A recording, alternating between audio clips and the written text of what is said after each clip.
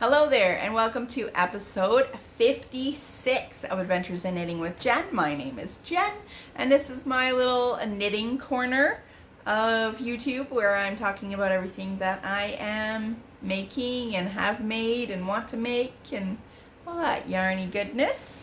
If you are new here, I am a teacher, teach grade 5 up north in Northern Ontario, and yeah, and then when I'm not here, I am home outside of Ottawa with where I live with my mom, and yeah, I have a lot of nieces and nephews. So that is what this today is going to be talking about, is my update. So last podcast was my gift knitting plans, which were rather ambitious. So we're going to see a little update on how I am doing. I have 9 nieces and nephews that I am knitting for. I have 12 total, but just 3 are getting something else. And that's a lot. I am knitting all of them socks, and then a few of them other things. And then I am knitting my sister some socks. Other than that, that's it, but still, it's a lot. Oh, my sister-in-laws are getting an ornament, which I will talk about. So, yeah. You want to see how I'm doing? My crazy plans, and follow along.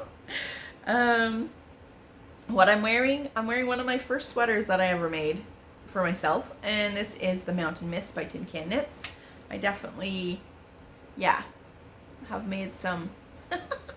I would not do this yarn combination next time, but that's okay. That's okay. I would, because you can't even tell really that there's a darker, not lighter, but it's like speckled gray. I would have done that up here and mixed it up so there's more definition. It looks like just one big, whatever. And there is no short rows in this, which I will never do again. Always short rows, because I'm always, but other than that, it's great. It's cozy. I like the sleeves because I'm not a big, I get hot easily. All right, into it.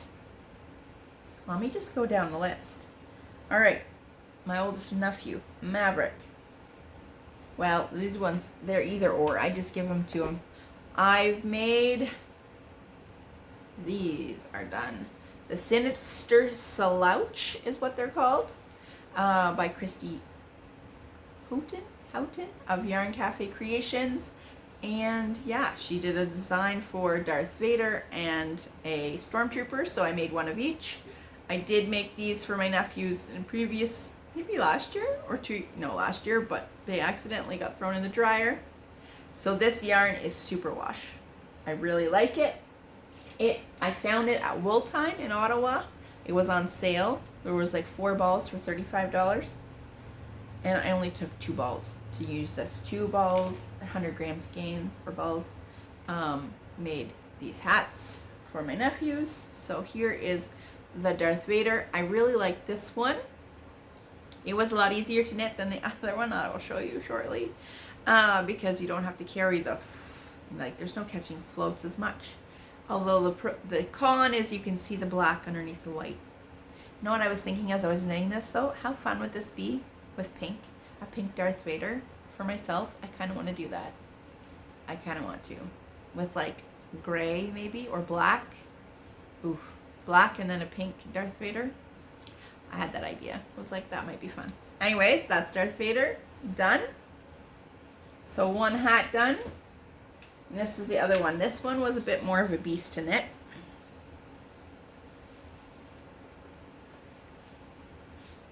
Here we go, Stormtrooper. A beast because you're knitting in black yarn. I did do a double brim. Her pattern doesn't call for that, but I did. I wanted to make sure it's super warm for them. And there was a lot of, you had to catch your floats a lot up here. And that was a pain. But it looks pretty good. Yeah, I'm pretty pleased with them.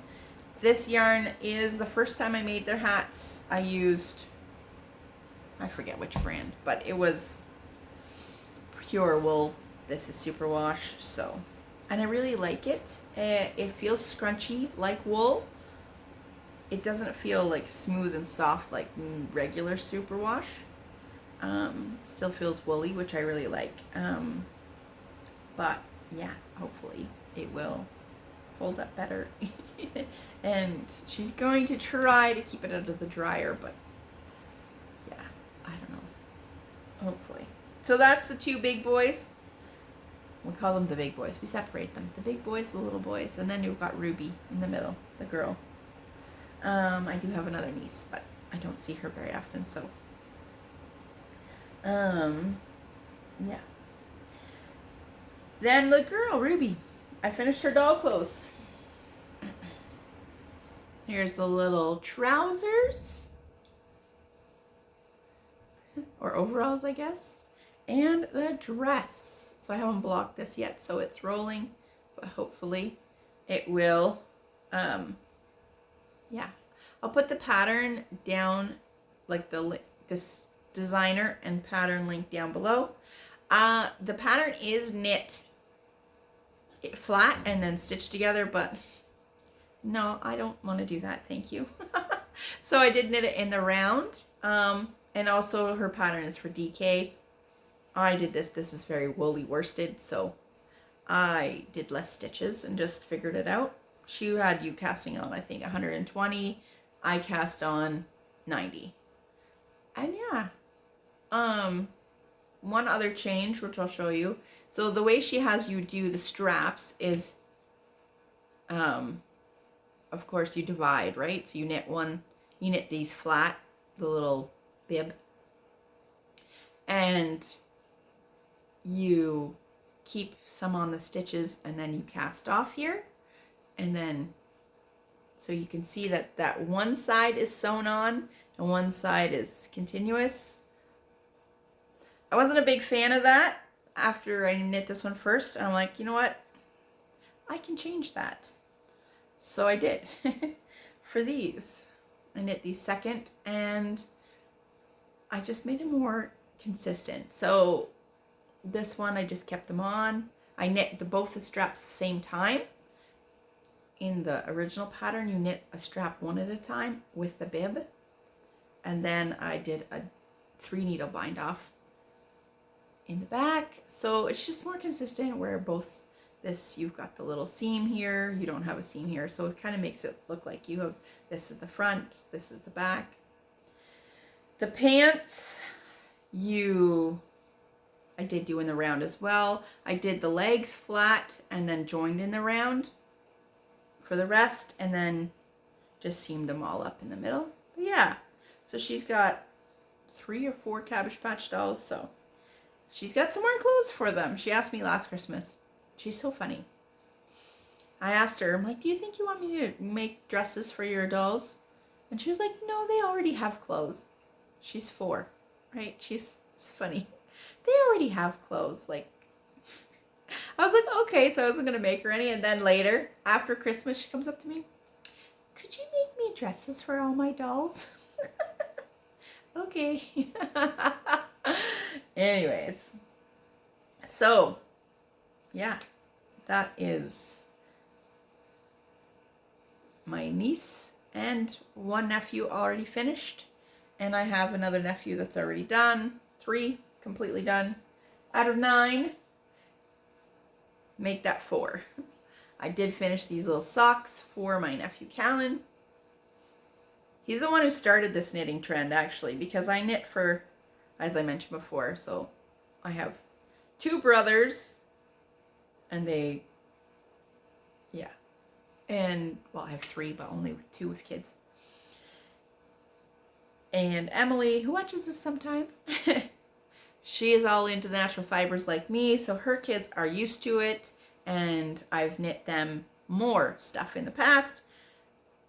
But then Callan was showing or wearing his stuff around my other nephews, and they were like, well, I want that now. I'm like, okay, you know, and you just got to give it. It's a gift knit. The one family I know, like Emily's kids, will like it and love it.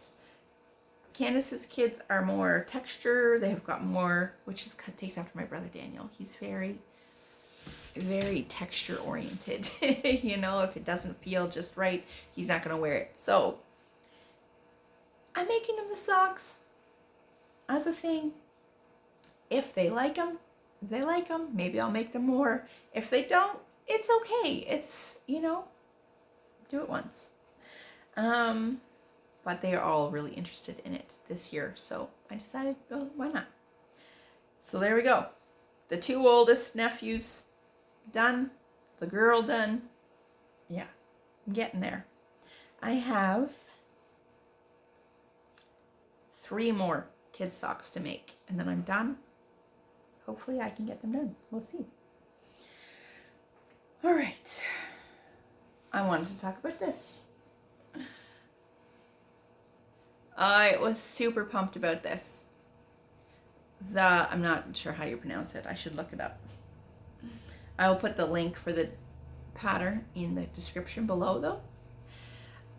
And last podcast, somebody commented that they wanted to make it, but they had a hard time. So I will talk a little more detail about how I made this, and hopefully that helps. Yeah.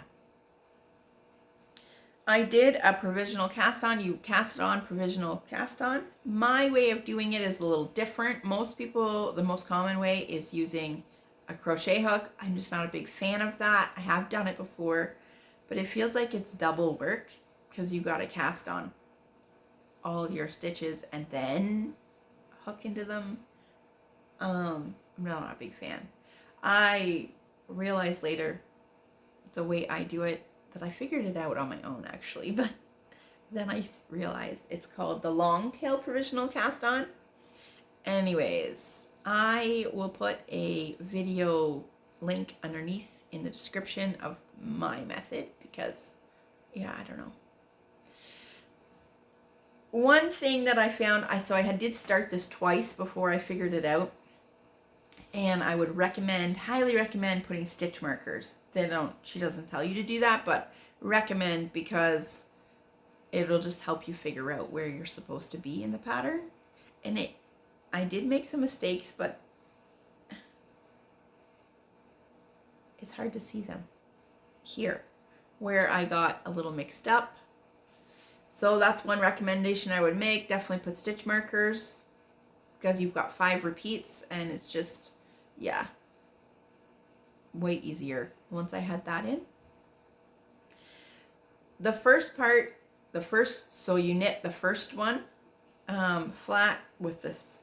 I did it on 5 DPNs. Other people I've seen in the comments, I read, like, there's a lot of people have made this pattern. Some people did it on magic loop, but I think I'm going to stick with the double pointed. It was a little finicky. I kind of did it over a table to get it going because you're like, there's a lot of pieces going on. And then as I decreased, I switched to just 4. Yeah.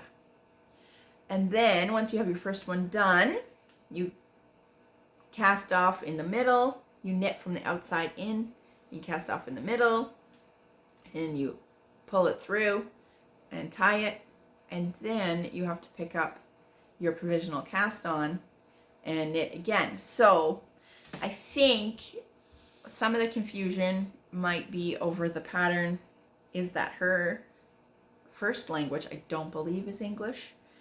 And she says turn upside down, which was a little confusing to me, and I did start it wrong the first time before I figured out, okay, this is not what I'm supposed to be doing.